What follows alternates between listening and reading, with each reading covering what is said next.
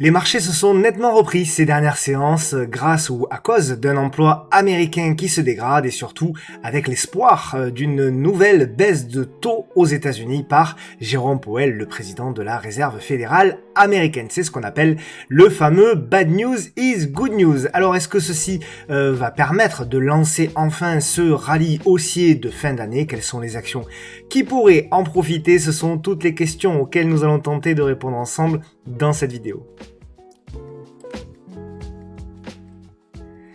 Bonjour à toutes et à tous, j'espère que vous allez bien. Bienvenue sur cette nouvelle vidéo hebdomadaire bourse, trading et investissement qui s'intitulera cette semaine Rallye de Noël, point d'interrogation. Comme d'habitude, le petit message d'avertissement qui stipule que le contenu de cette vidéo est à unique but pédagogique et informatif qui ne constitue en rien un conseil, que vous êtes seul responsable de vos investissements et donc de vos trades. Pour me retrouver plutôt sur les différents réseaux sociaux, vous avez tout qui s'affiche sur cet écran. Bien entendu, pensez toujours à activer la clochette afin de recevoir une notification dès lors que je publie une nouvelle vidéo. Et des nouvelles vidéos, il y en a eu pas mal, c'est vrai, ces dernières semaines. Bien entendu, pensez à vous abonner à la newsletter. On est près de 7000 désormais abonnés, qui est une newsletter qui est, vous le savez, totalement gratuite et bien entendu sur le site, le podcast de la bourse.fr qui a été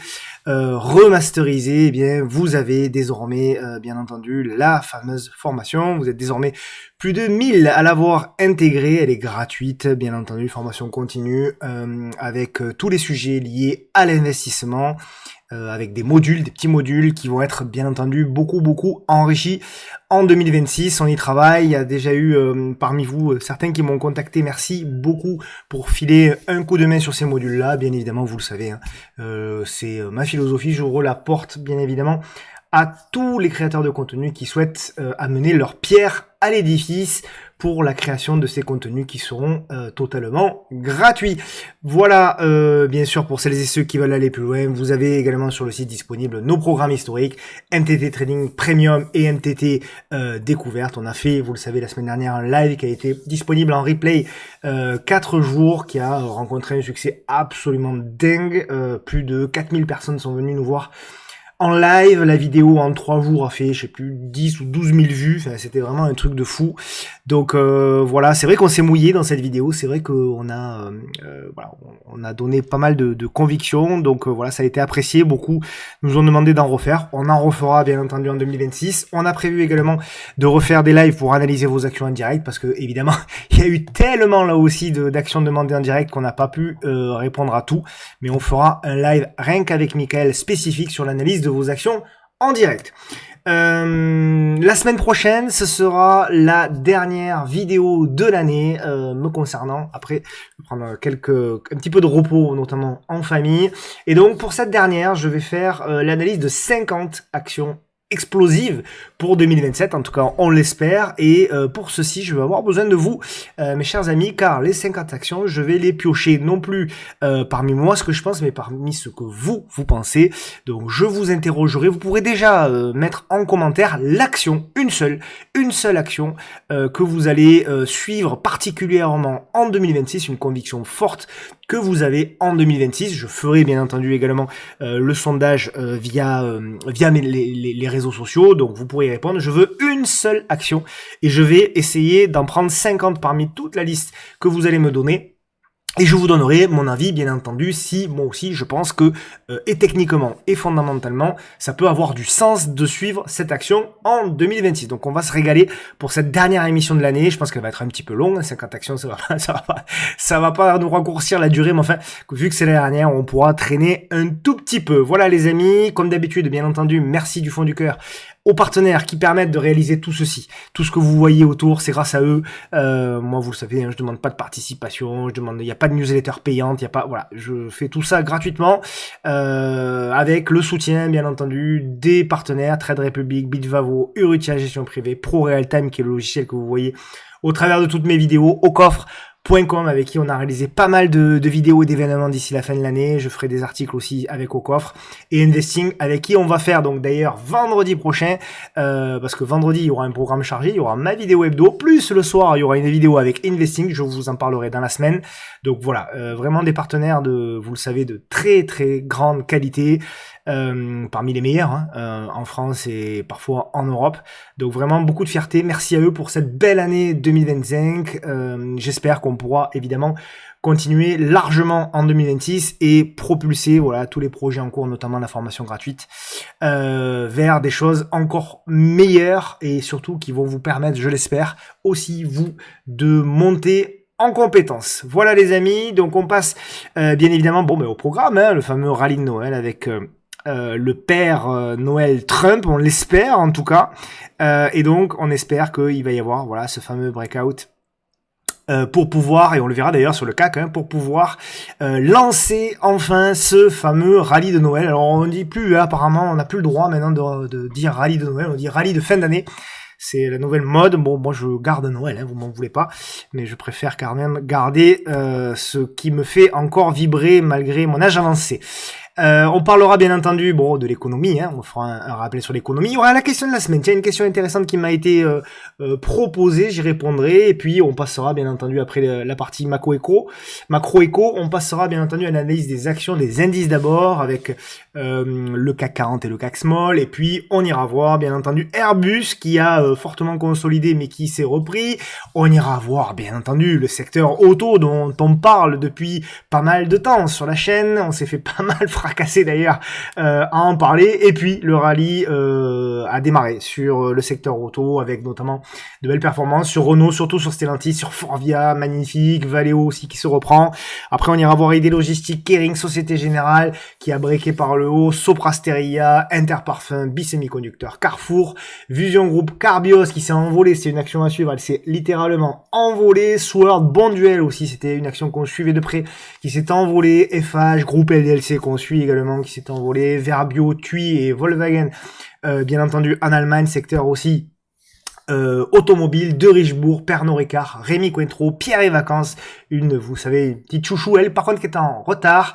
Vision Group, on la verra pas deux fois, ça sert à rien. FDJ, qui est revenu un petit peu en arrière. Worldline, Accor et Téléperformance avant de partir aux États-Unis avec Novo, Apple, Digital Turbine, Microsoft, Gartner, Synopsys, Circle Internet, Nano Nucléaire, Adobe et Nvidia. Il y aura 4 titres à suivre, 2 titres relativement spéculatifs dans les tendances baissières et en revanche 2 titres qui sont toujours très intéressants, et il y aura bien entendu le screener Trend Following. Donc voilà, merci beaucoup à toutes et à tous pour vos soutiens énormes, pour vos commentaires, pour vos repartages sur les différents réseaux. Ça permet voilà de faire connaître la chaîne et ces vidéos là. Merci beaucoup aussi parce que c'est vrai que on va pas se cacher cette année, et surtout sur la fin d'année on a eu de bonnes inspirations en partageant différentes configurations au travers de ces vidéos. Donc voilà, c'est vrai que ça a été une année quand même où on a eu beaucoup de réussites. Voilà, il faut avoir l'humilité de le reconnaître. Beaucoup de réussites cette année. Je ne sais pas si ce sera le cas en 2026. Je vais faire, vous le savez, mon maximum pour. Mais voilà, même si on a eu beaucoup de réussites, il faut avoir conscience que c'est pas toujours le cas, et que voilà, c'est pas parce que je vous dis il y a des titres à suivre, etc., que ça va forcément s'envoler. Cette année, on a eu beaucoup de réussites, on a certainement bien bossé tous ensemble, parce que je me suis aussi beaucoup inspiré de vos recommandations, de vos suggestions, au travers les commentaires, au travers des débats qu'on a réalisés via les réseaux sociaux. Donc ça, c'est passionnant, merci pour ça. Ce que je souhaite, c'est que ça continue évidemment en 2026. On fera un point la semaine prochaine là-dessus. Mais voilà, donc merci beaucoup pour tout ça, pour tous ces encouragements, pour vos likes, pour vos commentaires, etc., etc. Allez, on passe donc d'abord au résumé, donc bien entendu, de la semaine, et je vais en profiter tout de suite pour activer ma caméra. Me voici, me voilà, nickel. Alors, d'abord, bien entendu, donc on a eu, vous le savez, un mois de novembre qui s'est achevé donc en baisse. Ça, c'est la première chose que l'on peut dire. Je vais avoir les stats d'ailleurs sur le mois de décembre. Ça, je vous le communiquerai normalement la semaine prochaine. Au niveau de la saisonnalité, donc du S&P 500 entre 1928 et 2024, on sait que généralement, le mois de décembre est un mois favorable, poussé bien évidemment par les arbitrages, poussé également bien entendu par le fameux rallye de Noël qui est poussé lui-même par les arbitrages. Donc voilà, et puis bon voilà, on va dire c'est la magie de Noël. Voilà, c'est ce qu'on va dire pour garder le truc. C'est vrai pour le S&P 500, c'est un tout petit peu vrai, moins vrai pour le Nasdaq avec 67% là en l'occurrence d'années positives, de mois positifs en décembre. Tout en sachant que là, c'est le Nasdaq, normalement, c'est le Nasdaq, non, c'est ça, sur 26 ans, c'est bien ça. Donc voilà, en termes de saisonnalité, nous en sommes à peu près là sur le S&P 500. Donc effectivement, on peut avoir sur ce début du mois de décembre, c'est ce qu'on vit, hein, plus ou moins, notamment sur le CAC, voilà, une période de stabilisation et on l'espère derrière une libération de ce graphique pour casser par le haut et aller chercher de la performance. C'est vrai également, bien entendu, également pour le Dow Jones, c'est vrai aussi pour le Nasdaq, c'est vrai aussi pour le DAX. Et c'est vrai, bien entendu, pour historiquement, hein, statistiquement, en termes de probabilité, pour le CAC 40. Voilà, là aussi, tous les graphiques poussent en ce sens. On a vu depuis 1924, mais c'est vrai aussi depuis 1990 sur le S&P 500, car on voit aussi que la fin d'année, en général, est une période où, généralement, voilà, on clôture un petit peu tout, donc la pression, le stress diminue aussi, l'inquiétude diminue, et ça aide généralement les marchés financiers. Ce qui aide aussi les marchés financiers, c'est qu'il y a très très peu de publications, bien entendu, sur la fin de l'année. Donc on voit un mois de décembre avec là aussi sur la France, la Belgique et les Pays-Bas, très peu de publications. C'est vrai également aux États-Unis, donc on a eu une semaine relativement calme, même si on a eu Salesforce, voilà, on a quelques actions par-ci par-là qui peuvent être intéressantes à surveiller, mais globalement, c'est plutôt calme. Voilà, on a eu UP Fintech aussi, donc voilà, plutôt calme, notamment aussi aux États-Unis. Alors la question, bien sûr, hein, de cette semaine, la miniature de la vidéo de cette semaine, c'est rallye de Noël, point d'interrogation. Donc rallye de Noël ou pas, point d'interrogation. Et ce qu'on va essayer de voir ensemble, c'est que on ne pourra pas déterminer véritablement si oui ou non il va y avoir un rallye de Noël. On peut quand même donner un avis, et vous le savez, moi j'aime bien me mouiller, je crois que vous aimez bien aussi, c'est pour ça que vous suivez la chaîne. On essaie d'éviter de faire la météo de la veille. Et donc on va essayer toujours de poser des arguments et in fine d'en tirer des probabilités, des chances. Bon, d'abord le CAC 40, donc solide hein, cette semaine, encore au moment où on se parle, hein, voilà, on est toujours aux alentours des 8100, on le verra sur le graphique, solide cette semaine, porté principalement par le fameux rebond énorme, au prorata bien sûr, hein, du secteur auto, avec une hausse marquée notamment de Renault et de Stellantis que l'on verra dans cette vidéo, notamment dans l'analyse technique. Cette dynamique hein, s'inscrit dans une ambiance de marché un petit peu plus optimiste, alimenté par les attentes d'un assouplissement de la politique monétaire américaine. Aux États-Unis, les dernières données de l'indice ISM des services ont ravivé l'espoir d'une baisse des taux directeurs dès décembre. Cette anticipation, bien entendu, pousse Wall Street à l'achat, ce qui se propage bien sûr positivement vers les marchés américains et notamment, bien entendu, les marchés français et donc le CAC 40. Les prochaines publications majeures seront l'indice PCE américain, très suivi par la Fed, bien entendu, pour évaluer l'inflation ainsi que les données sur l'emploi et les licenciements aux États-Unis. On le verra, notamment les chiffres du chômage qui ont été sur le taux de l'emploi américain dégradé, le taux mensuel, mais également sur les chiffres hebdomadaires. Ces indicateurs peuvent confirmer l'hypothèse de baisse de taux ou au contraire ruiner l'optimisme actuel.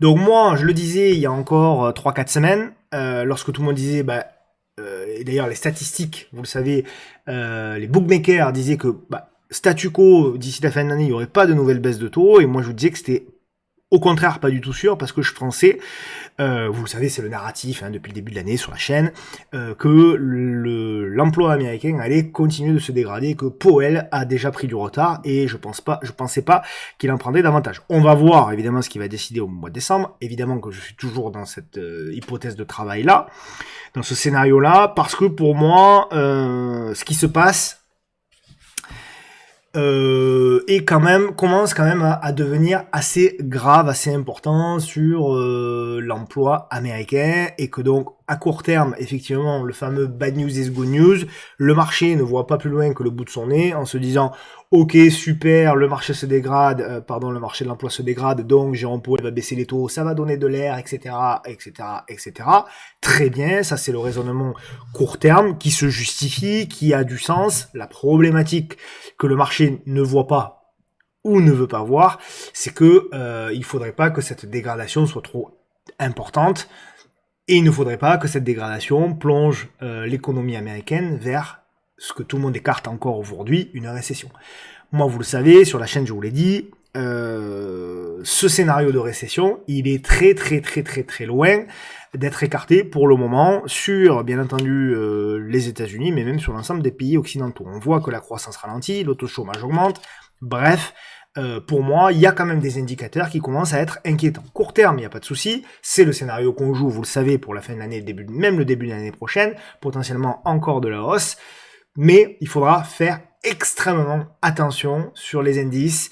De manière générale, à chaque nouveau plus haut. Voilà, chaque nouveau plus haut que vous allez faire sur les indices, il faudra redoubler de vigilance, parce que pour moi, on a un marché qui, pour moi, encore une fois, vous connaissez le scénario principal, est en train de faire une figure de sommet, de moyen, voire de long terme, c'est-à-dire une figure de sommet, ça veut pas dire que derrière on va forcément avoir une baisse de 30%, mais ça peut vouloir dire qu'on a des marchés qui vont devoir digérer pendant peut-être des semaines, pendant peut-être des mois, et pendant peut-être des années. C'est-à-dire des ranges immenses où chaque nouveau plus haut est vendu, chaque nouveau plus bas est acheté, et derrière vous avez cette figure de congestion qui va durer des mois potentiellement. Donc, il faut avoir... Je dis pas que c'est ce qui va arriver, je dis que c'est mon scénario principal, et je peux me tromper, mais si encore une fois vous m'écoutez, c'est que vous aimez aussi que je me mouille, pas pour dire je vais le suivre ou je suis d'accord avec lui, etc., mais plutôt pour vous faire vous-même votre propre avis, et après en tirer vos propres conclusions. C'est ça qui est intéressant, c'est le débat. De toute façon, l'avenir est incertain, ce que je dis aujourd'hui, on ne pourra le vérifier que demain, et vous, pareillement. Donc, si vous voulez, ce qui est intéressant, c'est toujours la même chose, c'est d'établir un ou deux scénarios un peu grossiers, si je peux dire, et les affiner en fonction de ce qui se passe, en fonction, de la macroéconomie, bien sûr, qui évolue, même si elle évolue un petit peu plus lentement que les graphiques, et donc ces fameux graphiques qui nous permettent, chandelier après chandelier, moyenne mobile après moyenne mobile, graphique après graphique, de déterminer si finalement ce scénario principal il est bon, ou s'il est bon mais il faut l'affiner, ou s'il est pas bon du tout il faut en prendre un autre. Voilà, c'est ça qui est intéressant. Ce qui est intéressant, c'est pas de dire je vous l'avais dit il y a 3 mois, je vous l'avais dit il y a 6 mois, je vous l'avais dit il y a 9 mois, ça on s'en fout. Ce qui compte, c'est grosso modo de déterminer des scénarios qui sont très probables, et derrière de voir si le marché est d'accord avec ces scénarios là, et surtout derrière, in fine, c'est quoi? C'est de prendre des décisions d'investissement, des stratégies d'investissement pour pouvoir essayer de maximiser la performance de nos portefeuilles. C'est ça qui compte finalement. C'est pour ça qu'on fait ça. Et au-delà de la passion qu'on a, ça s'entend, je crois, quand je parle d'économie, même si encore une fois, je suis juste un très modeste passionné d'économie. Je suis pas du tout économiste, je suis pas expert, j'ai pas fait d'études spécifiques là-dedans. Certes, je travaillais dans le secteur financier, mais pour autant, l'économie, bon, voilà, dans la banque, c'est pas quelque chose qu'on nous apprenait beaucoup, pour être tout à fait honnête. Donc, c'est plus la passion qui pousse à se renseigner et qui pousse à être de plus en plus passionné, et après à faire des scénarios qui pourraient éventuellement coller avec les analyses techniques qu'on peut faire semaine après semaine. Donc le rebond actuel dépend fortement des anticipations de la politique monétaire, évidemment, américaine. Si les chiffres macroéconomiques confirment un ralentissement maîtrisé, le mot maîtrisé est très important, parce que c'est un mot qui est un petit peu, si vous voulez, comme un funambule. Le mouvement haussier peut se prolonger. En revanche, une mauvaise surprise, mauvaise nouvelle sur l'inflation ou l'emploi qui repart potentiellement de manière positive pourrait provoquer un retour de la volatilité. Donc voilà, en fait, où nous en sommes. On a un marché qui, pour le moment, voit court terme et qui se dit, bon, est-ce qu'on va avoir de mauvaises nouvelles qui vont permettre finalement de donner un petit peu d'oxygène et de rassurer les marchés en ayant une politique monétaire américaine plus souple, et derrière pouvoir redonner de l'oxygène au marché. Voilà, c'est ça que le marché voit pour aller le mois, les 2 mois, les 3 mois à venir. Après, la problématique, c'est que, encore une fois, en 2026, une fois qu'on aura passé potentiellement cette vague de hausse, etc., et potentiellement des nouveaux plus hauts, ben, le marché se dira peut-être, je sais pas, peut-être il se le dira pas, hein, mais peut-être qu'il se dira, bon, est-ce que quand même ces chiffres de l'emploi américain, qui se dégradent de plus en plus malgré les baisses de taux, ça devient pas inquiétant quand même.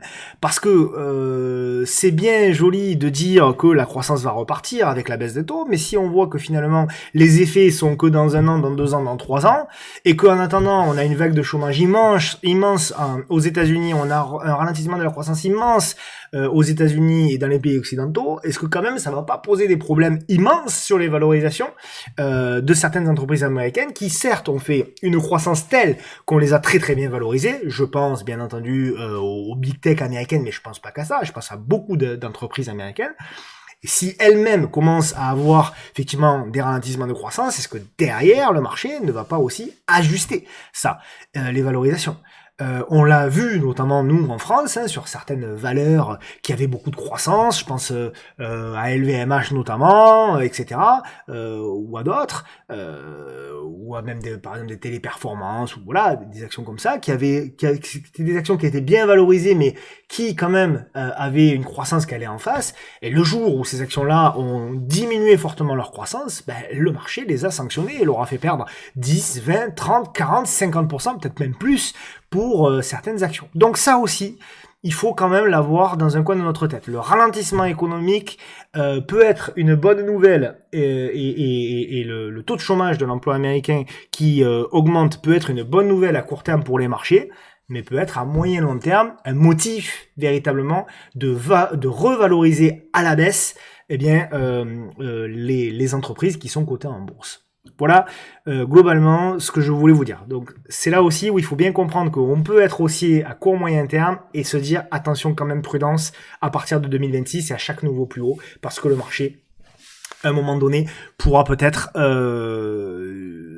faire beaucoup plus attention. Encore une fois, et ça c'est le plus important, et je vais terminer là-dessus sur cette partie-là, ce qui est déterminant, c'est toujours la même chose, ce sont les graphiques, ce sont vos moyennes mobiles. Voilà, regardez l'orientation, c'est ce qu'on fait, et on va le faire à nouveau avec le CAC 40, regardez l'orientation de vos moyennes mobiles. Tant que vos moyennes mobiles, sur les unités de temps, court, moyen et long terme, sont haussières, vous n'avez pas de raison technique de vendre le marché. À partir du moment où on commencera à avoir des figures de top avec des retournements de moyennes mobiles, là, on dira, les amis, faisons attention, allégeons nos positions, reprenons du cash, posons nos ordres à moyen long terme sur les zones intéressantes pour les actions intéressantes du marché et redevenons un petit peu plus prudents. Mais à ce stade, on le verra sur les graphiques, encore une fois, c'est pas le cas. Ok, donc ce serait dommage quand même de se priver peut-être de 1, 2, 3 mois, j'en sais rien, de hausse, en se disant je ne la joue pas parce que j'ai peur de ce qui va arriver dans 3 mois. Ce serait quand même dommage. Encore une fois, avoir raison c'est bien, mais si vous n'avez pas un timing à peu près bon, vous avez tort et vous perdez de l'argent.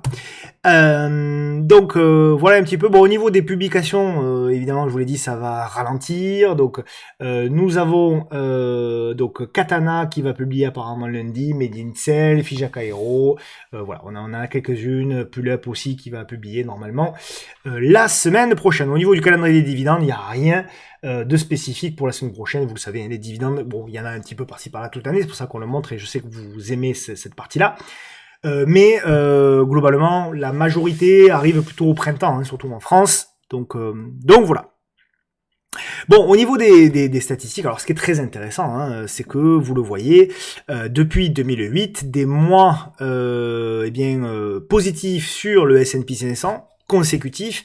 Ça arrive fréquemment, hein, c'est des rallyes haussiers, et là, vous voyez, on est au 7e mois consécutif. Et ce qui est intéressant, c'est que finalement, depuis 2008, ce n'est arrivé que, entre guillemets, c'est la 4e fois, donc ce n'est arrivé que 3 fois précédemment, ici en 2021, ici en 2013 et ici en 2009. Donc voilà, il n'y a eu qu'une fois ici en 2018 où on a dépassé ce nombre de mois consécutifs de hausse, où on est arrivé à 10 mois de hausse. Donc on est quand même, pour moi, sur quelque chose qui est bullish, mais avec, si vous voulez, un potentiel, il faut bien le retenir aussi, qui n'est pas dingue. Donc je ne pense pas, je peux me tromper, hein, mais je pense pas que si continuité de la hausse il y a, ça c'est ce que je crois, elle va durer 18 mois, voilà, avec la même force. Je pense que on est plutôt, quand même, mine de rien, sur une dernière jambe de hausse. Dernière ou avant-dernière, mais globalement, pour moi, à part si bulle il y a, ce qui est tout à fait possible, hein, si bulle il y a, s'il y a tout à coup de l'inflation, etc., les marchés vont monter, mais c'est pas mon scénario privilégié, encore une fois. Donc, pour moi, on n'aura peut-être pas ce phénomène de bulle, on verra, hein, cet excès haussier, et on aura plutôt des marchés qui vont être un peu topiches et qui vont zigzaguer, encore une fois, pendant des semaines, voire des mois. Mais, encore une fois, on a à court terme, peut-être sur 1, 2, 3 mois, on a encore quand même un peu de potentiel. Donc voilà, globalement, hein, les performances maximales qui ont été faites après 7 mois consécutifs. On voit que après 7 mois consécutifs de hausse, eh bien depuis, je crois que c'est depuis bien longtemps, hein, puisque ouais, il y a 2000, il y a 1993, donc c'est bien ça. Donc voilà, généralement quand même, les performances à venir sont globalement positives. Juste, voilà, juste a priori, on ne devrait pas non plus avoir, pour moi, des performances absolument délirantes non plus, sauf encore une fois bulle. Bon, au niveau des mauvaises nouvelles, les projections de croissance. Là aussi, c'est très intéressant de regarder un petit peu les projections de croissance du PIB réel pour 2025, 2026 et 2027 par source perspective économique, voilà, c'est ça. Perspective de l'OCDE. Donc j'ai pas, bref, c'est les perspectives économiques de l'OCDE elle-même. Donc ça c'est bon. Ce qui est intéressant, c'est de regarder, voilà, les pays globalement sur lesquels il risque d'y avoir de la croissance. Alors, il peut y avoir un ralentissement sur la Chine, mais globalement, l'Indonésie, l'Inde sont toujours des pays qui vont tirer le monde. L'Argentine, évidemment, l'Amérique latine, on en a pas mal parlé. L'Arabie Saoudite, voilà, bon, la Turquie, le Brésil, même si le Brésil, on voit qu'il y a quand même un ralentissement. Et ce qui est intéressant quand même, hein, c'est qu'on voit que globalement, vous avez un ralentissement un petit peu général. Hein. Donc ça. Évidemment que c'est un petit peu inquiétant pour la suite, hein. Ce qui me fait aussi penser que peut-être que de manière générale, hein, les années à venir en bourse seront peut-être un petit peu plus compliquées, notamment sur les pays occidentaux. Voilà, l'Amérique latine, vous le savez, c'était un gros sujet. Moi, ça fait un petit moment que je vous en parle. Hein. Là, vous avez les valorisations. On a encore des valorisations qui sont certes énormément reprises ces 2 dernières années, cette dernière année surtout, avec des performances qui sont fantastiques. Hein, quand on compare, bien entendu, Brésil, Chili, Colombie, Mexique et le Pérou au S&P 500, on a largement surperformé. Vous le savez, c'était une conviction personnelle. Évidemment, on est content. Est-ce que ça va durer? Je pense que la réponse c'est plutôt oui. D'ailleurs pour les pays émergents, moi je pense que 2025 a été une année de transition de performance et que ça va se poursuivre pour une bonne et simple raison, c'est que la croissance elle est là. Donc encore une fois, si vous voulez avoir de la performance sur les indices boursiers, allez voir la croissance économique. Hein. C'est quand même c'est pas le seul, mais c'est quand même des indices, des arguments qui peuvent militer en faveur d'une continuité de la hausse de ces marchés-là. Alors, je reviens un petit peu en arrière par rapport au taux de chômage. J'ai trouvé un nouveau graphique. Vous savez, je vous ai mis précédemment un graphique qui n'avait pas été mis à jour. Ben là, ça y est, on commence à être un petit peu plus à jour. Et voilà, on voit que malheureusement, donc ça c'est le taux de chômage, l'emploi, le chômage, pas le taux, le chômage américain en nombre, hein, puisque c'est en millions. Ici, donc, on voit que à chaque fois que vous avez un bottom, derrière, vous avez des zones en gris. Et donc derrière, généralement, ce sont des périodes de récession. Donc la récession, elle n'est pas encore là.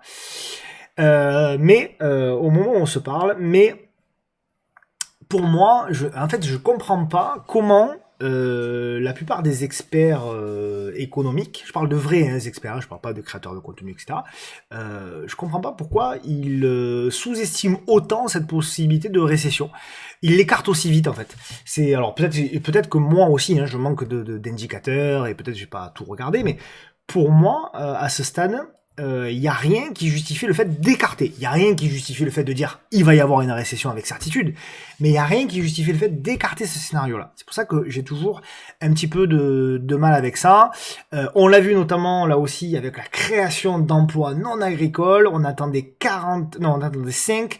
Il y avait 47 qui avaient été précédemment faits au mois de novembre.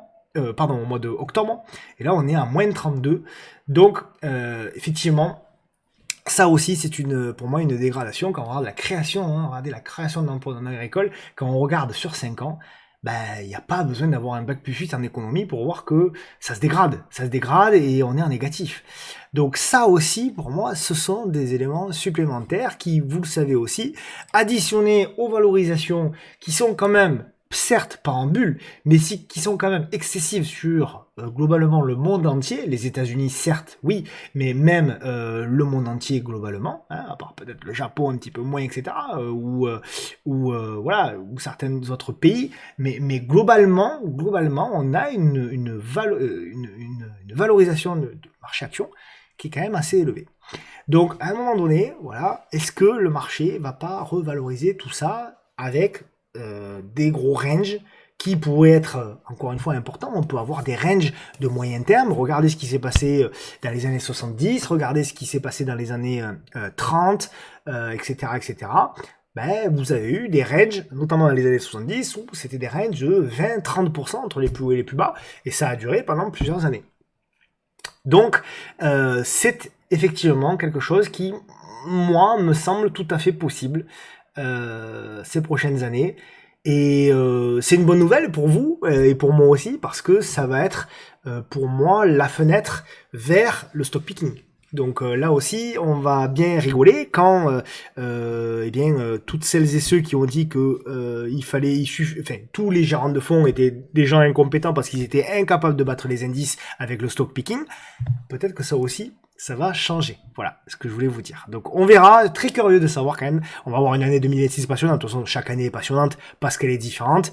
Mais on va avoir une année 2026 quand même, je crois, passionnante. Donc je change rien à mon scénario. Voilà, et encore une fois, cette diapo, je la garde. Elle n'a pas changé. Donc je pense on est en train d'attaquer ce rallye aussi qui pourrait durer jusqu'au début de l'année 2026. Et après, par contre, je pense qu'on va avoir une année 2026 un petit peu plus volatile et un petit peu plus complexe. Et donc, la création de ces fameux range qui, encore une fois, comme dans les années 30, dans les années 70 et avec plus de volatilité dans les années 2000, a déjà été le cas. C'est ce qui s'est passé à chaque fois, notamment que le gold a été surperformant par rapport au S&P 500. C'est ce qu'on voit ici. C'est ce qui s'est passé également ici. C'est ce qui s'est passé également là et là. Et donc à chaque fois, on a eu des périodes où les indices américain, notamment le S&P 500, n'a pas fait grand chose. À ce titre, vous aurez bientôt accès sur la chaîne de mon ami Trado Zor, vous aurez bientôt accès à une vidéo qu'on a enregistrée hier de mémoire sur justement le potentiel de l'or sur 2026 et sur les années à venir. Vidéo passionnante avec notamment Anthony qui travaille chez Au Coffre.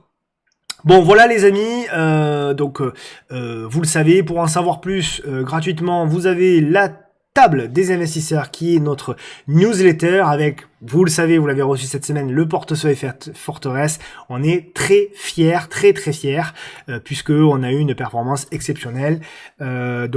Sur une année complète, on est à 11%, et donc sur 13 mois, on est à 10,89%. On ne s'attendait pas à une performance telle, puisque vous le savez, c'est un portefeuille qui vise plutôt entre 5 et 7%, 8% maximum. L'objectif, c'est d'avoir un drawdown limité lorsque les marchés baisseront.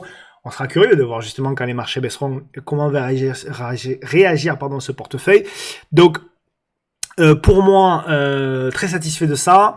Encore une fois, ce portefeuille, vous le savez, il est accessible directement bien sûr, lorsque vous vous inscrivez à la newsletter, et une fois par mois, on fait le suivi. L'année prochaine, vous verrez, à partir du mois de janvier, on va faire évoluer, alors non pas la répartition, tout ça, mais on va faire évoluer les comparatifs, parce que c'est vrai qu'on s'est comparé cette année à S&P 500 en dollars, donc ça a faussé un petit peu. Il y en a certains qui ont dit il faudrait peut-être le comparer en euros. Donc on a écouté aussi vos suggestions.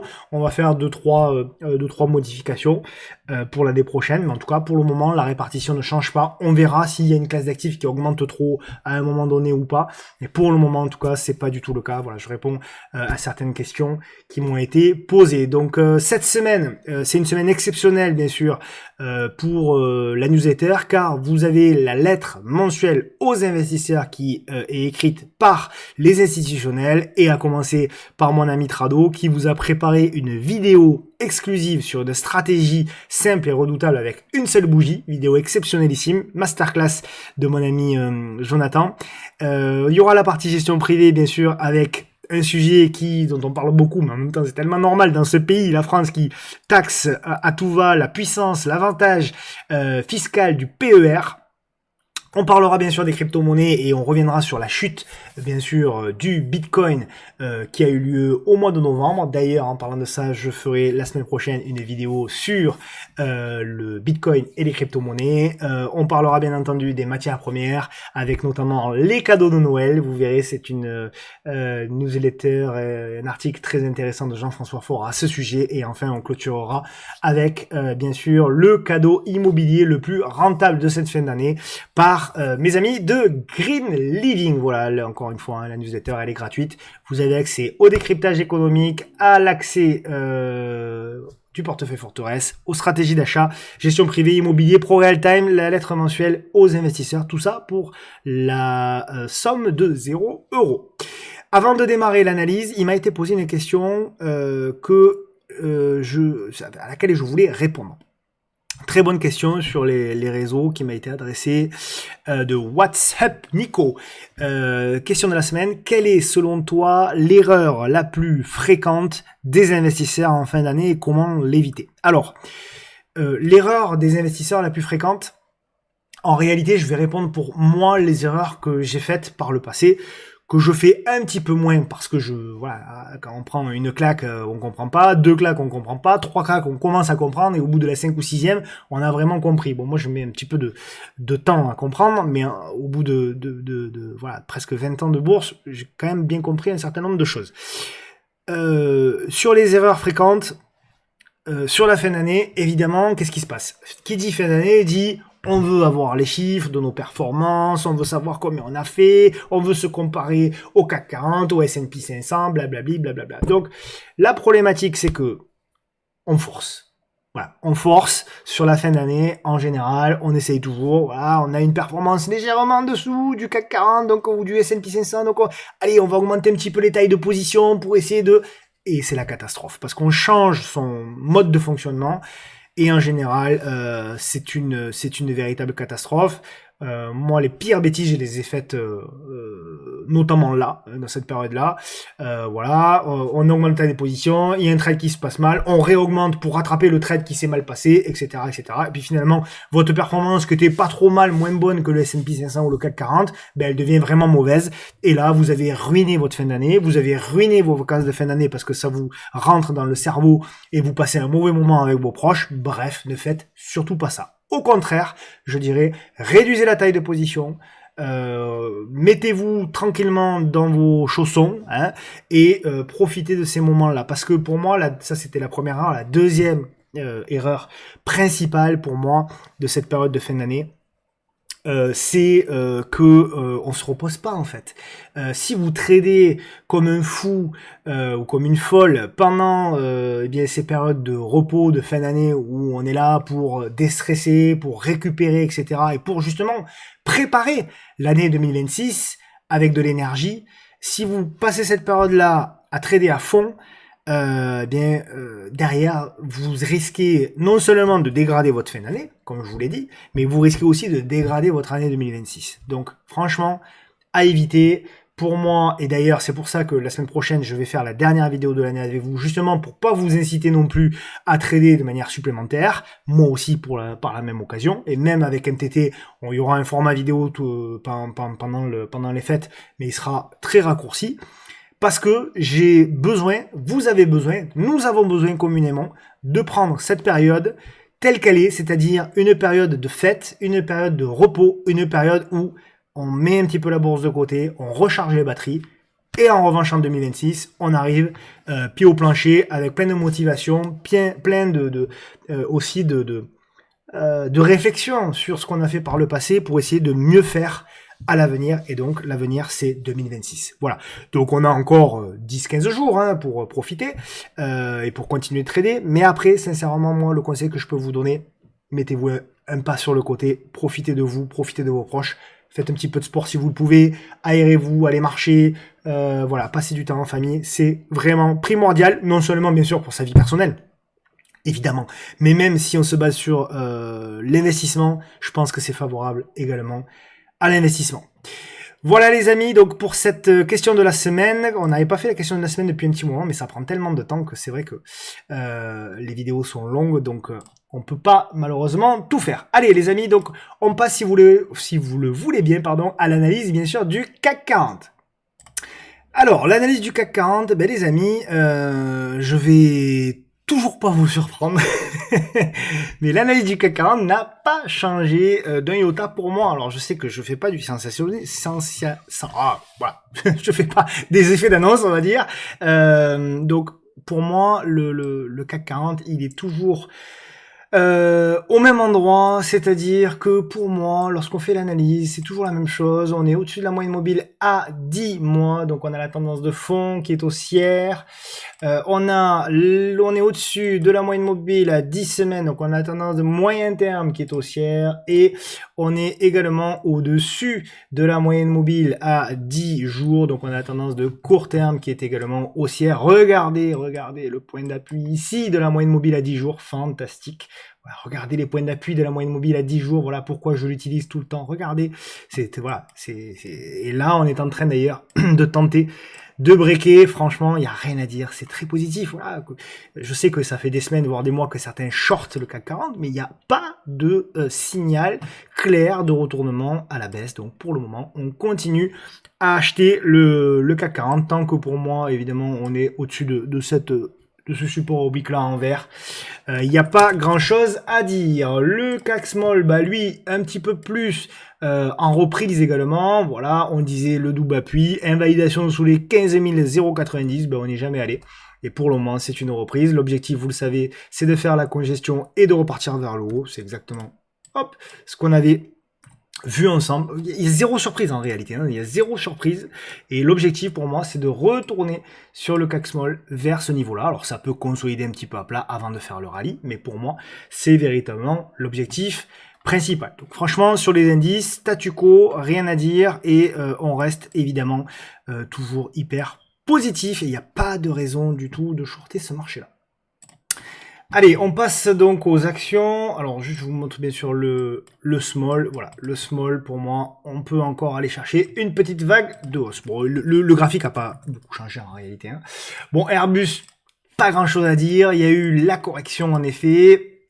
C'est une belle correction, c'est un bon marteau d'ailleurs, mensuel, mais bon, c'est acheté à court terme, très bien. On achète la moyenne mobile à 10 jours encore, à 10 mois, pardon, mais bon, voilà, pour moi, je suis pas acheteur sur ces niveaux-là. C'est une action magnifique, mais je suis pas acheteur sur ces niveaux-là. Une correction éventuellement pour ensuite acheter, pourquoi pas, mais pas sur ces niveaux-là. Renault, magnifique. Donc Renault qui effectivement se relance un petit peu.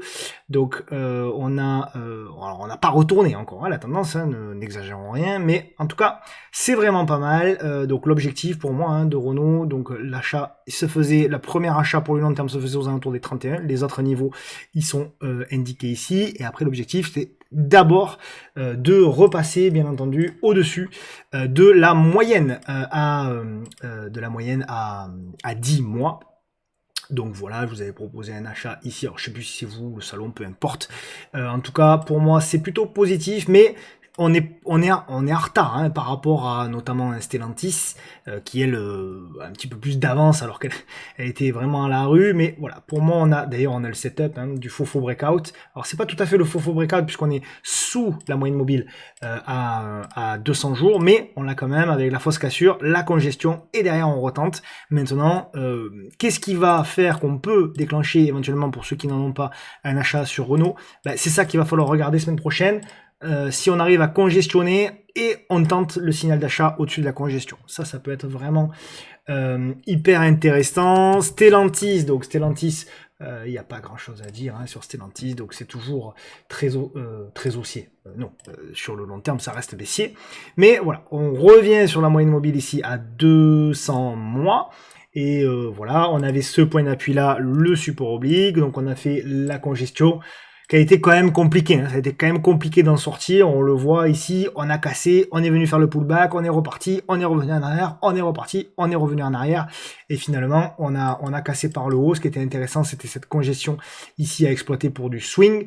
Et donc derrière, on a relancé. Donc c'est plutôt pas mal. Un petit peu comme Renault. Hein. Ce qui va être intéressant, c'est désormais voir si on a la capacité ici de construire et éventuellement ici de revenir chercher l'oblique qui est ici. Je vais vous la mettre en rouge, elle sera plus visible. Voilà. Pour moi, l'objectif principal, premier de Stellantis, c'est cet oblique-là. C'est les plus bas ici, donc grosso modo les 10,86 €. Et ensuite, on verra si en 2026, on a la capacité vraiment de construire la grande figure là-dedans avant de relancer. Et là, pour le coup, à mon sens, on aura retourné la tendance vraiment de long terme. En fait, c'est pas encore fait.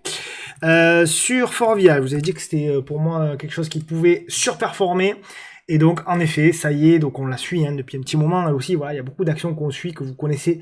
Donc ça, c'est intéressant. On avait, alors, la figure, pour moi, hein, on a breaké. On n'a pas eu la congestion parfaite pour rentrer avant le break. Donc ça, c'est un petit peu à regret, mais c'est pas grave, on peut l'avoir après. C'est-à-dire que là aussi, ça ressemble, hein, alors c'est pas tout à fait les mêmes graphiques, mais ça ressemble. On peut avoir une figure de congestion là-dedans. Et c'est celle-ci, voilà, repli, congestion, qu'il faudra payer en cas de break, à mon sens, avec bien sûr une invalidation sous la figure, etc. Vous connaissez le narratif, mais là aussi, on a une action qui remplit les critères que je vous montre souvent, c'est-à-dire baisse de la moyenne mobile d'ici à 200 jours, baisse, aplatissement, et derrière, on est en train de se relever. Et donc ça peut faire partie, effectivement, d'une action qui est en train de se retourner à la hausse. Voilà. Évidemment, il faut des invalidations, parce que ça marche pas à tous les coups, etc., etc. Vous avez l'habitude de ce que je dis, donc je vais pas me répéter. Ça sert un petit peu à rien, et puis surtout on n'a pas trop le temps. Voilà un petit peu. Dans une moindre mesure, on a Valeo. Là aussi plutôt en retard, Valeo. Voilà, elle est ici. Donc elle aussi, ce qui est intéressant, hop, j'efface un petit peu tous mes trucs. Donc voilà, nous on a un petit trade en cours sur Valeo. Je vais l'effacer pour que ce soit plus clair. Mais ce qui est intéressant sur Valeo, c'est que je vais effacer ici ma moyenne mobile. Voilà. Ce qui est intéressant, c'est que pour moi, vous aviez cette oblique ici. Elle est là. Clac. Et ce qui est intéressant, c'est que vous voyez qu'on a fait la cassure de l'oblique, on a fait la première construction qui a fini par casser par le bas, on a fait pullback. Donc le pullback pour le moment il a été acheté, là aussi comme Forvia on a le retournement ici, vous le voyez de la moyenne mobile ici à 200 jours, donc ça c'est plutôt positif, mais je n'ai pas encore sur Valeo, je n'ai pas encore ma construction. Donc ce que je veux, là il y a beaucoup de volatilité, ce que je veux finalement, c'est que cette volatilité là commence à se réduire. Et là, on aura vraiment potentiellement une figure pour pouvoir jouer la cassure et vraiment retourner la tendance de long terme sur ce titre. Donc ça, globalement, c'est intéressant. Donc à suivre les prochaines semaines, voire peut-être même au début de l'année 2026. Donc on poursuit avec ID Logistique Group, qui est une très belle action d'ailleurs, mais elle aussi, alors voilà, je vous la mets en hebdo peut-être. Voilà, en hebdo on en est là.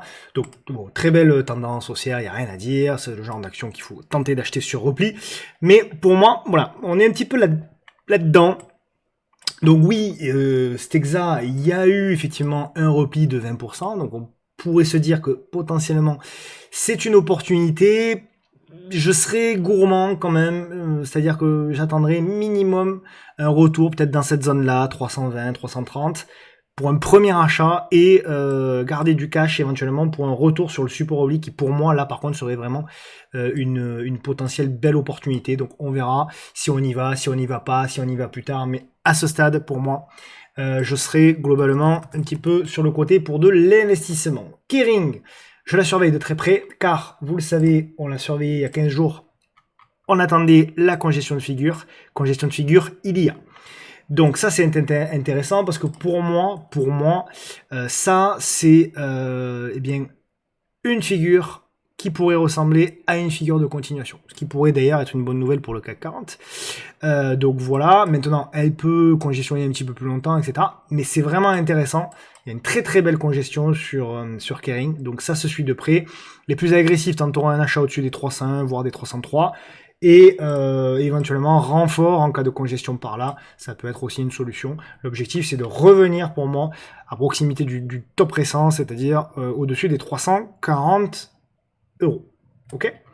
Donc vraiment graphique intéressant à suivre pour Kering. Ensuite on a un GLE, Société Générale, magnifique aussi. Bon voilà, on suivait, souvenez-vous, cette congestion là. Voilà, je vous la mettre en hebdo, ce sera peut-être mieux.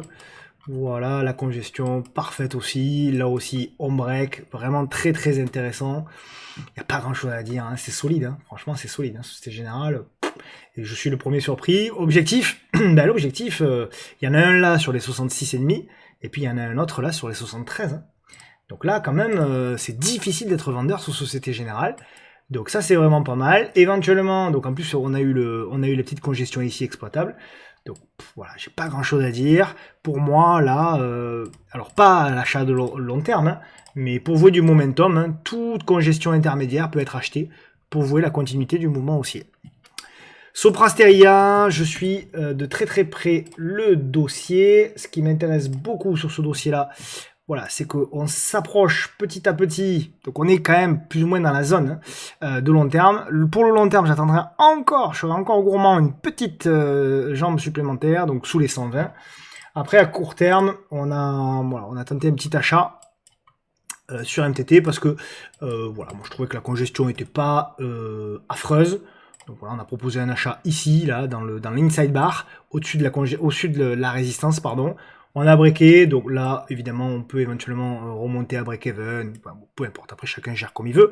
Mais en tout cas, c'est plutôt intéressant. Donc voilà, maintenant, c'est que du rebond. Dans un premier temps, ce qu'on vise, c'est un retour dans cette zone-là, c'est la zone des 148, 149. Potentiellement, un potentiel supplémentaire de 8-10%. Après, on verra, il en faudra plus. Mais globalement, voilà pour Soprasteria. Donc voilà. C'est une action qui m'intéresse, moi, à titre personnel. Je trouve que on est revenu sur des niveaux de valorisation qui sont quand même plutôt intéressants. Une action en difficulté, toujours, c'est Interparfums.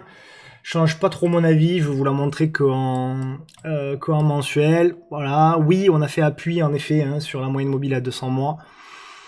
Mais je serai là aussi, un peu comme Soprasteria pour du long terme, je serai un petit peu plus gourmand, donc éventuellement dans cette zone-là, donc dans la zone des 20 €, ça peut être pas mal, et après garder un petit peu de cash au cas où. Voilà pour Interparfums. Bissemi, alors le graphique long terme, il est un peu complexe. Moi, je pense que ce graphique long terme-là, il est évidemment positif, hein, il suffit de regarder le graphe, mais voilà, potentiellement, on est sur quelque chose qui pourrait ressembler en gros à ça. Voilà. Donc le graphique long terme, pour moi, il n'y a pas grand chose à faire. C'est plutôt achat sur repli dans la zone des 85. Court terme, on a pris une petite position sur MTT. Voilà. Bon, voilà, on va accompagner un petit peu en swing pour viser notamment le gap qui est ici vers les 144. Pourquoi pas aller plus haut vers les 148. Mais voilà, c'est pas non plus le graphe parfait. Bon, moi, c'est une action que j'aime beaucoup, que je connais bien, que je traite beaucoup, que j'ai tradé beaucoup, un petit peu moins ces derniers mois, c'est vrai, un peu plus complexe, mais que j'ai tradé beaucoup par le passé, donc je la connais plutôt bien. C'est une action qui est capable de prendre une belle amplitude directionnelle aussi. Donc ça, c'est plutôt sympa pour le swing. Mais voilà, c'est du swing un petit peu, quelques semaines. On verra si ça continue, quelques semaines, quelques séances. Hein. On verra après si ça continue. Pour le moment, voilà, pour le moment, il n'y a pas grand-chose à dire. En tout cas, sur du long terme, à mon sens, il n'y a pas forcément énormément de choses. Ensuite, on a du Carrefour. Carrefour qui, ma foi, tente.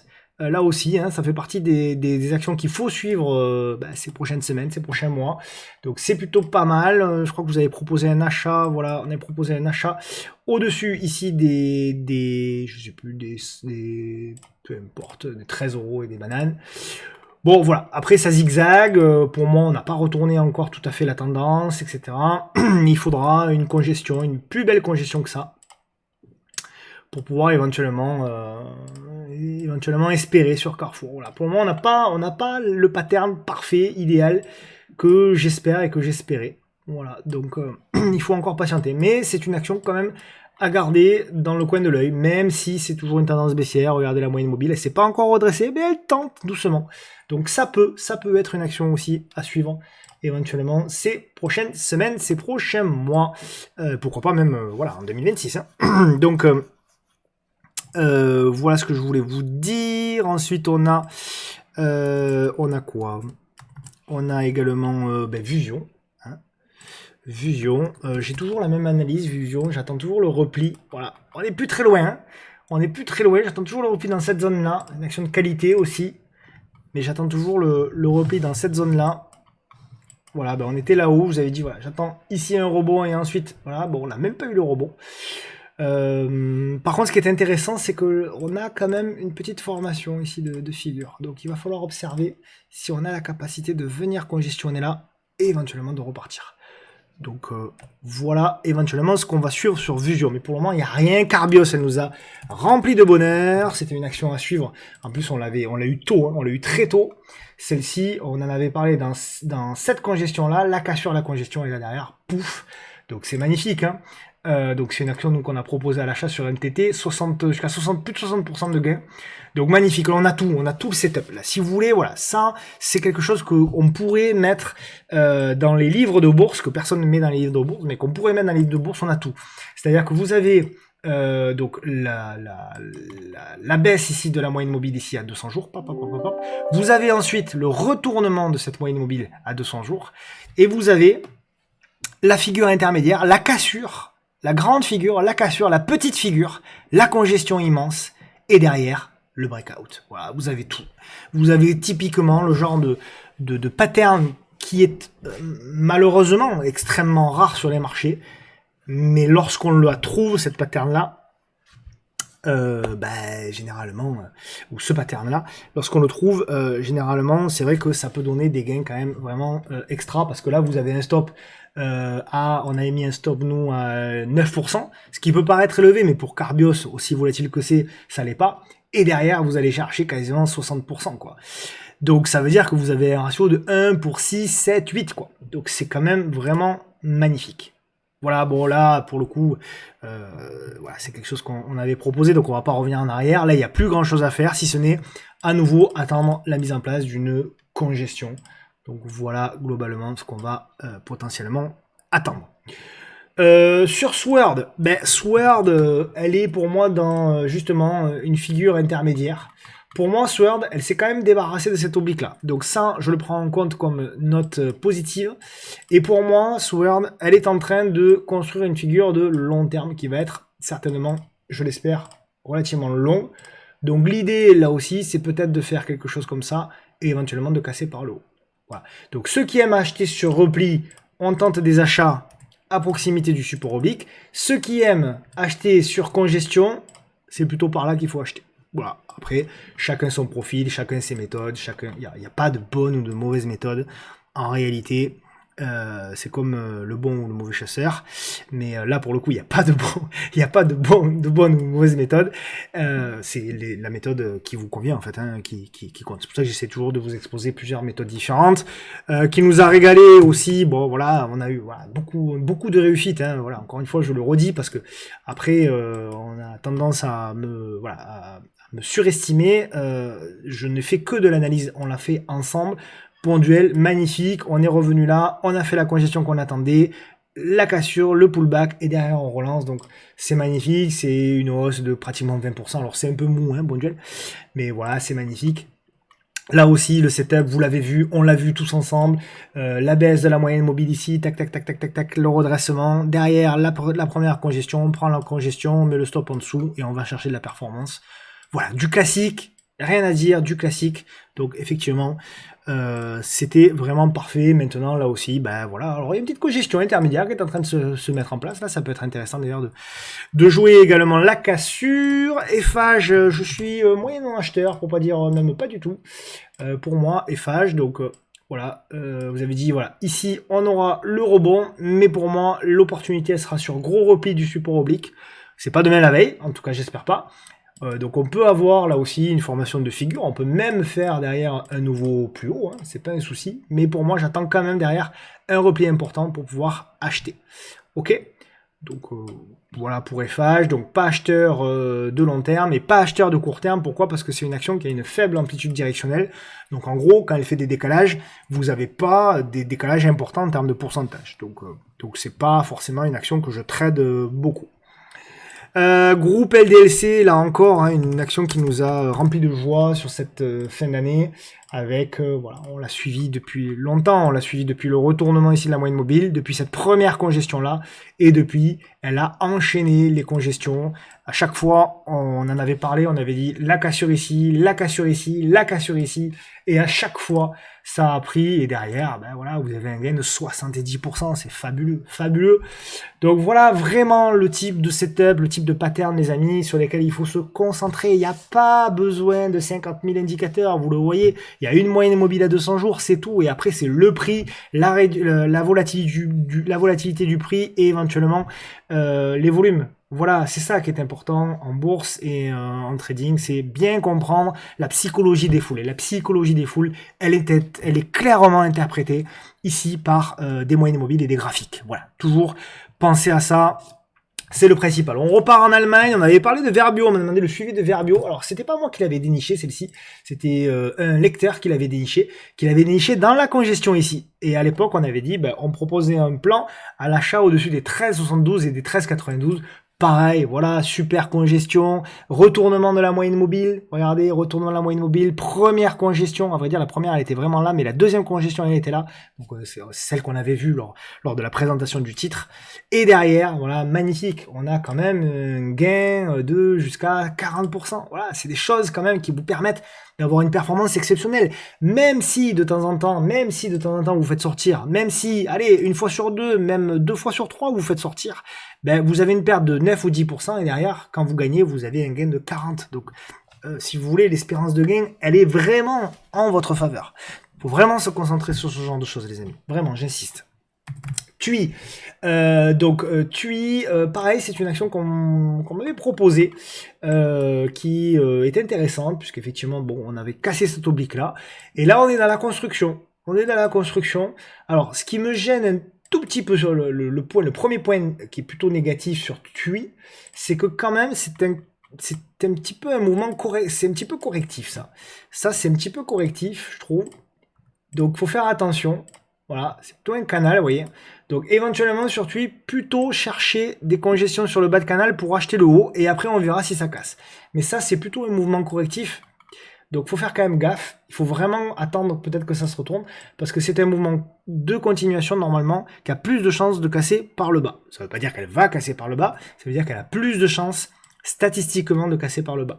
Donc plutôt, vraiment, si vous avez une congestion top, sinon un achat éventuellement sur repli. Et Volkswagen, j'écris toujours mal, donc je vais mettre le code VOW, il est là, voilà, donc pareil, on en a parlé dans le live, je vous avais dit surveiller la cassure, voilà, de long terme, l'oblique. Donc là, on est en train de le faire. Donc c'est vraiment à suivre de très près ce qui est en train de se passer également sur Volkswagen. Donc voilà, et à partir de là, pour les swingers, si vous avez des congestions qui se mettent en place, éventuellement, tentez quelque chose. L'objectif, c'est de revenir pour moi dans cette zone-là aux alentours des 133 €. De Richebourg, ma conviction, vous le savez, que je vous ai présenté. Bon, que dire si ce n'est, voilà, on a fait le live, c'était jeudi dernier. Donc le live jeudi dernier, c'était c'était ici. Donc nous étions à 6,19 € le soir de la clôture. Bah depuis, on est monté jusqu'à plus 15, incroyable.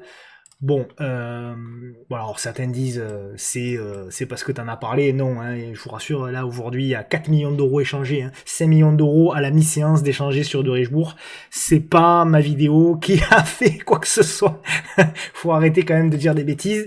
Par contre oui, c'est magnifique, donc on a vraiment un beau retournement sur le titre, voilà, donc avec notamment la cassure, etc. Donc j'ai pas grand chose à dire, pour moi il y a du potentiel, c'est pas fini du tout, hein, voilà, encore une fois je vise vraiment un retour peut-être sur les 8, les 9, les 10, on verra, mais pour moi à partir d'ici, toute congestion peut être exploitable et exploité pour aller chercher de nouveau de la hausse. Donc en tout cas, on a vraiment quelque chose qui est plutôt satisfaisant. Donc voilà, c'est cool, ça fait plaisir. C'est pas toujours le cas hein, d'avoir des réussites comme ça. Mais là, pour le coup, on en a, tant mieux. Tant mieux pour tout le monde, surtout. Pernod Ricard, par contre, là, c'est pas une réussite, hein, Pernod Ricard. Donc, on revient effectivement sur un gros niveau de support. On était revenu sur un gros niveau de support et on est quand même en train de jouer à la cassée. Donc, il n'y a rien du tout à ce stade. On avait tenté, souvenez-vous, il y a quelques semaines, on avait tenté effectivement ici quelque chose. Depuis, c'est compliqué. Le seul point, quand même, il y a un point positif quand même. Hein, j'essaie toujours de peser le pour et le contre et de vous dire tout ce que je pense. Il y a un point positif, c'est il y a quand même encore ce biseau-là. Il y a quand même encore ce biseau-là qui est là. Il y a quand même une réduction de volatilité. Je le note. Donc l'espoir n'est pas encore du tout perdu. Voilà. Donc il faut breaker, il faut construire la congestion, il faut relancer. Donc c'est pas mort encore. Il n'y a rien. Il y a un début de baisse de momentum baissier. D'accord? Un début de stabilisation dans le momentum baissier. C'est plutôt pas mal. C'était plus inquiet là, finalement, alors qu'on était plus haut. J'étais plus inquiet là, où là, il n'y avait pas du tout de construction, il n'y avait rien, que là où je trouve qu'il y a quand même une réduction de volatilité. Il y a une réduction également, quand même, relative des volumes. Donc ça, c'est plutôt pas mal. À suivre, donc Pernod Ricard quand même, c'est sur la fin de l'année également, et pourquoi pas sur le début d'année prochaine. Rémi Cointreau, c'est un petit peu pareil, mais un petit peu moins bien. Ce que j'aime pas sur Rémi Cointreau, donc nous on avait tenté, vous voyez, on avait tenté ici, je vous montre ce qui marche, mais comme d'habitude vous le savez, moi c'est pour ça aussi que je pense que vous regardez ces vidéos là, c'est que je vous montre aussi ce qui marche pas. Ça c'était un trade que j'avais proposé sur MTT, on avait proposé l'achat ici parce qu'il y avait une belle congestion, voilà, les congestions ça marche pas toujours, surtout en tendance baissière. On a acheté, et derrière on s'est fait sortir à moins 5%. Donc voilà, ça fait partie du jeu, entre guillemets, on le sait. C'est pas un problème du tout du moment où on en a conscience. Maintenant, ce que je peux dire sur Rémi Cointreau, c'est que tout est à refaire. Voilà, donc là aussi, on peut éventuellement commencer à tracer de nouvelles obliques. Mais j'ai pas la même qualité à ce stade de construction, peut-être, que sur Pernod. J'ai éventuellement ce biseau, mais vous voyez, il est moins propre, quoi. Hein, il est moins propre, il est moins clair, il est moins... et surtout, la réduction de volatilité, c'est pas la même, quoi. C'est pas la même que sur Pernod Ricard. Donc, ça veut pas dire que c'est mort, là aussi. Mais là, vraiment, il faut réagir, il faut construire et éventuellement relancer. Il y a beaucoup de boulot également sur Rémi Cointreau. Le graphique long terme, vous le connaissez. Moi, ce qui m'inquiète sur le graphique long terme, c'est que, pour moi, on est en train de lâcher, quoi. On est en train de lâcher. On a même lâché. Bon, Pierre et Vacances, vous le savez, c'est ma chouchoute. Voilà, ça fait partie des actions pour moi aussi qu'il va falloir continuer de suivre. Donc c'est très intéressant ce que fait Pierre et Vacances. Donc voilà, on est en train de jouer avec la congestion. C'est vraiment intéressant. Le retournement aussi de la moyenne mobile. Donc voilà, titre à suivre. Allez, ça aurait pu faire partie des titres que j'aurais présentés lors du live. Voilà, pour tout vous dire, ça fait partie. J'ai une liste que je présenterai également sur MTT et elle fait partie de la liste. Voilà, je peux vous le dire clairement, elle fait partie de la liste. Maintenant, c'est pas ma favorite non plus parce que c'est celle qui pour moi est la plus dégradée quand même fondamentalement, même s'il y a du mieux. Voilà, et que il y a quand même une conjoncture économique. Voilà, mais malgré tout, graphiquement, je trouve que c'est intéressant. Il va falloir suivre s'il y a une congestion là, et à ce moment-là, on tentera. Donc voilà, je peux vous le dire un peu comme ça. Ça fait partie de mes convictions. Pas plus comme j'ai pu l'avoir sur de Richebourg et sur d'autres. Mais ça fait partie des petites convictions, quand même, des petits dossiers convictions pour l'année prochaine. Mais, encore une fois, il faut les signaux techniques. Voilà, c'est les graphiques qui valident. Hein. C'est pas juste j'ai une conviction parce que je l'ai vu dans le mar de café, ça on s'en fout. Ce qui compte, c'est j'ai une conviction, ok très bien, je veux une validation technique, graphique pour pouvoir rentrer une stratégie, sinon ça sert à rien. Ok. Dossier qui nous déçoit en revanche maintenant, FDJ malheureusement qui n'arrive pas. Donc j'ai pas grand chose à dire sur FDJ, c'est compliqué. On n'arrive même pas à faire le pullback sur cette zone là. Donc c'est compliqué, voilà. Je sais pas grand chose à vous dire, il faut attendre. Il faut encore patienter, on n'a pas la congestion, on n'a pas... Voilà. Il y avait une petite qui était intéressante, bon, malheureusement il y a une news qui fait que, donc voilà, mais il faut patienter encore sur FDJ. Pour moi, c'est toujours de l'observation. Je suis désolé, hein. Je suis désolé, mais là, pour le moment, je vois rien, quoi. Je vois pas voilà. Même si c'est vrai qu'on commence à être sur une belle zone, mais je vois rien en particulier. Tout comme je ne vois rien sur Worldline. Dossier que j'ai tant aimé trader, mais là ça fait des mois que je la trader, hein. Trader ça veut dire faire des allers-retours, hein. Investir, j'ai jamais investi sur Worldline. Trader oui, parce que c'est une action qui a beaucoup de volatilité et c'est très agréable, c'était très agréable à trader, même récemment, hein, même au mois de l'année dernière, hein, même encore cette année. Ouais, il y a eu des périodes où c'était très intéressant. Pour vous des rebonds, vous avez des rebonds de 25-30%, très intéressant. Le problème c'est que maintenant elle est devenue beaucoup moins liquide. Ça déjà c'est un problème pour moi, pour ça que je la trade plus. Et puis surtout là, elle se dégrade. J'ai l'impression que c'est de pire en pire, quoi. Alors autant il y avait des phases comme ici, là, magnifique, on l'avait exploité d'ailleurs à cette époque-là, il y avait une superbe congestion derrière, vous avez eu une superbe accélération, etc. Là, il y a rien, quoi. Même en intraday, franchement, moi je la regarde même plus parce qu'il y a rien du tout. Donc voilà, la dernière congestion qui était intéressante, c'est celle-ci. Voilà. Mais depuis, il n'y a rien, pas de congestion, pas de construction, rien. Donc franchement, on va patienter. Ça reviendra, hein, il y aura à un moment donné. À un moment donné, elle fera une congestion, elle fera une figure et on aura... Mais là, pour le moment, franchement, laissez tomber. Et pour l'investissement, j'en parle même pas. Hein, évidemment, l'investissement.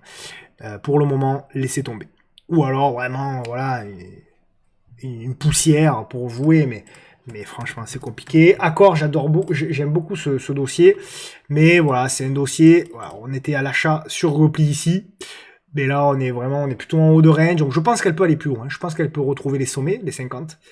Mais par contre, si vous en avez pas, c'est pas à l'achat. Et là, pareil, c'est pas une action pour moi à acheter en mode swing trading parce que voilà, c'est pas forcément une action qui est très adaptée au swing trading. Téléperformance, alors Téléperformance, elle est toujours en difficulté, hein, bien sûr. Il y a un tout petit peu de mieux, un tout petit peu, voilà, un tout petit peu de mieux, dans le sens où vous voyez, contrairement à Worldline, alors elle est toujours baissière, hein, comme Worldline, toujours machin, etc. Moins pire quand même. Mais il y a un tout petit peu de mieux dans le sens où on a quand même quelque chose qui se construit. Voilà. Ça veut pas dire que ça va casser par l'eau, ça veut pas dire... Mais on a quand même quelque chose de construit. Donc ça peut éventuellement, pour du rebond technique, pour jouer du swing, etc., ça peut éventuellement être quelque chose à jouer pour la fin d'année, voilà, pour les traders les plus agressifs. Hein. Je parle pas d'investisseurs, tout ça. Pour revenir minimum dans cette zone-là, c'est la zone des 65, 68, 69, ça peut être éventuellement quelque chose à jouer, voilà. Alors, on part maintenant aux States. Alors, les States, bon, Novo, j'ai rien à dire sur Novo, toujours pareil. On s'approche de la première zone, hein. Voilà, on y est allé d'ailleurs la semaine dernière, le mois dernier, on y est allé. Donc c'est la zone pour moi de cumul. Voilà, c'est la zone de cumul, la zone des 43. Donc je sais que certains ont déjà pris un petit peu aux alentours des 43 $. C'est la zone de cumul. Et après, bah, il faudra congestionner, casser par le haut. Donc voilà, éventuellement, pourquoi pas tenter quelque chose.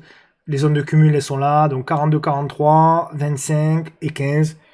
Voilà. Mais pour le moment, j'ai aucun signal de reprise. Apple, vous le savez, c'était ma conviction pour porter les indices américains d'ici la fin de l'année.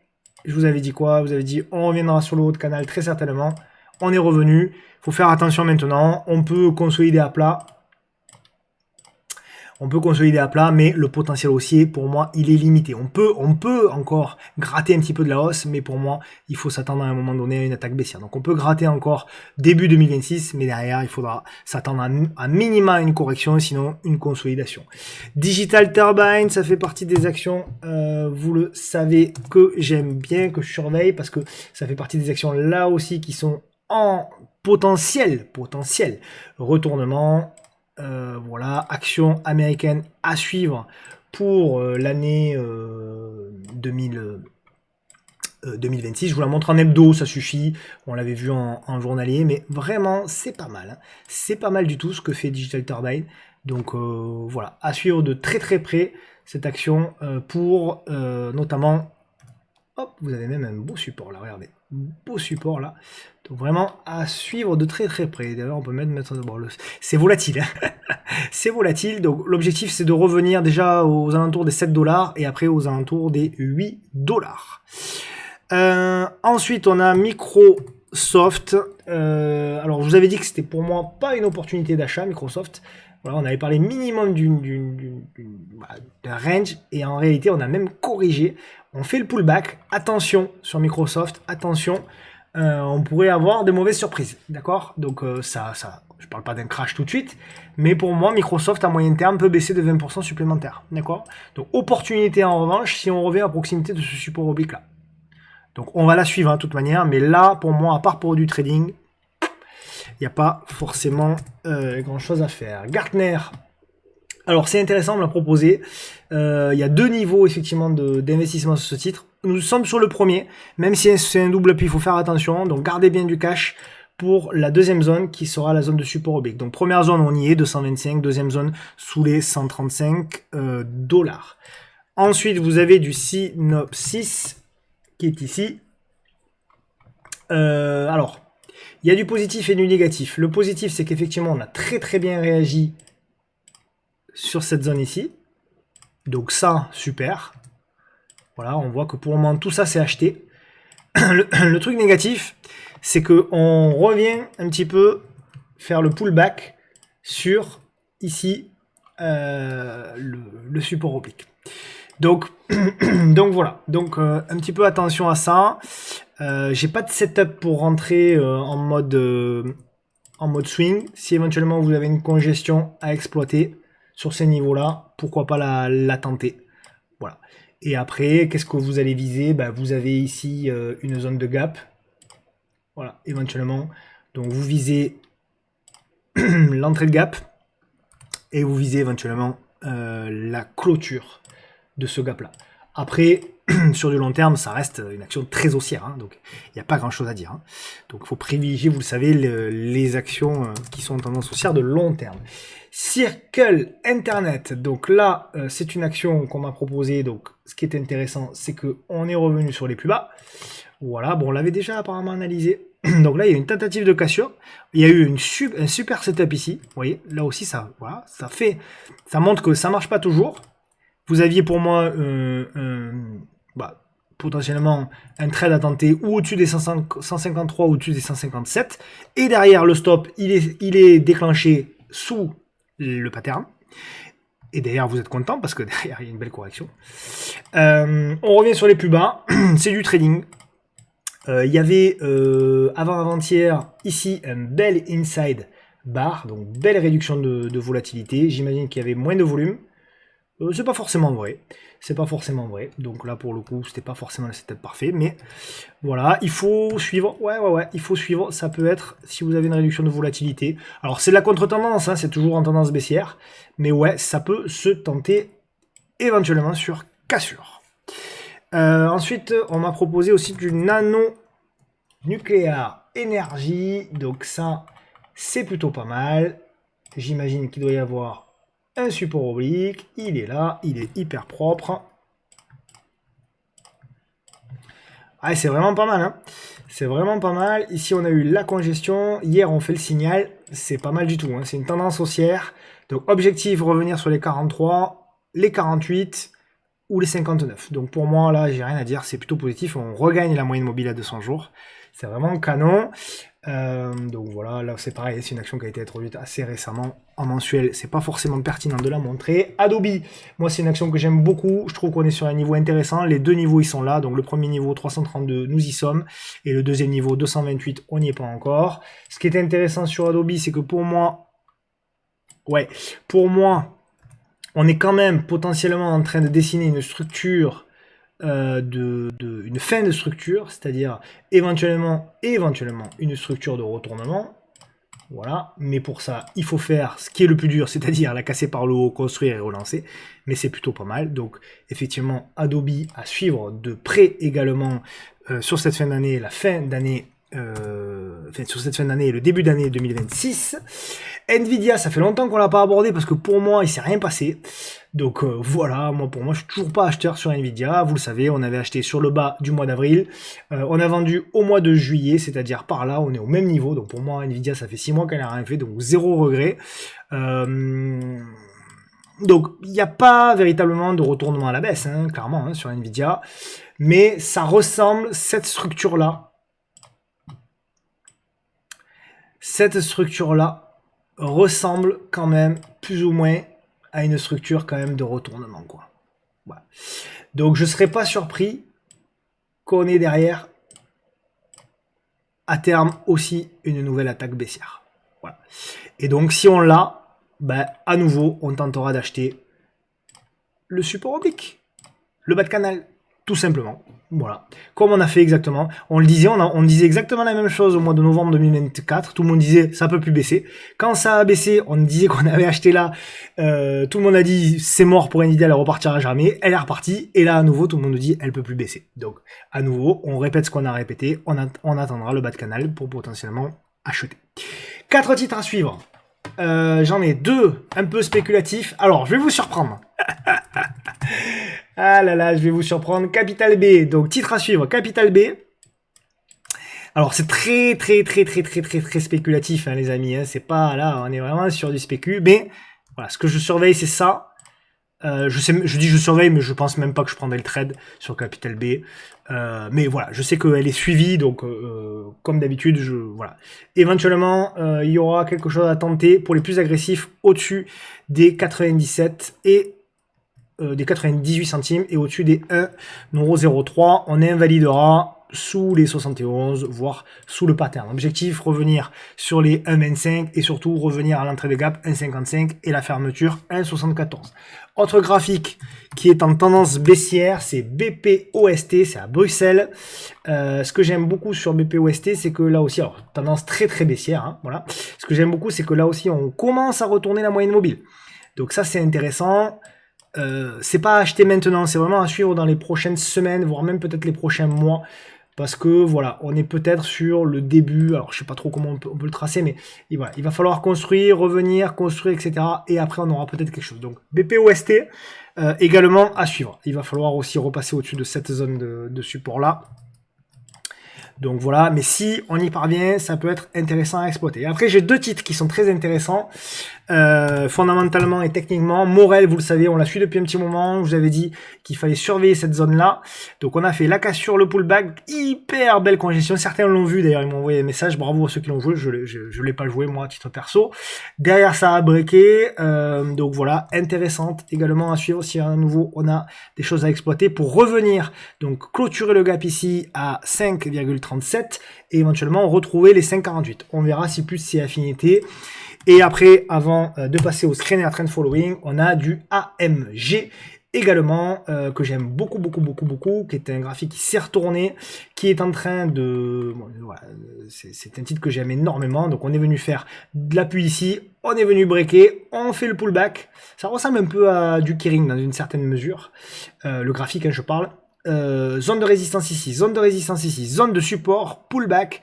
Et là, ce qui est très intéressant, on break aujourd'hui hein, d'ailleurs, c'est qu'on est en train de casser la congestion par le haut.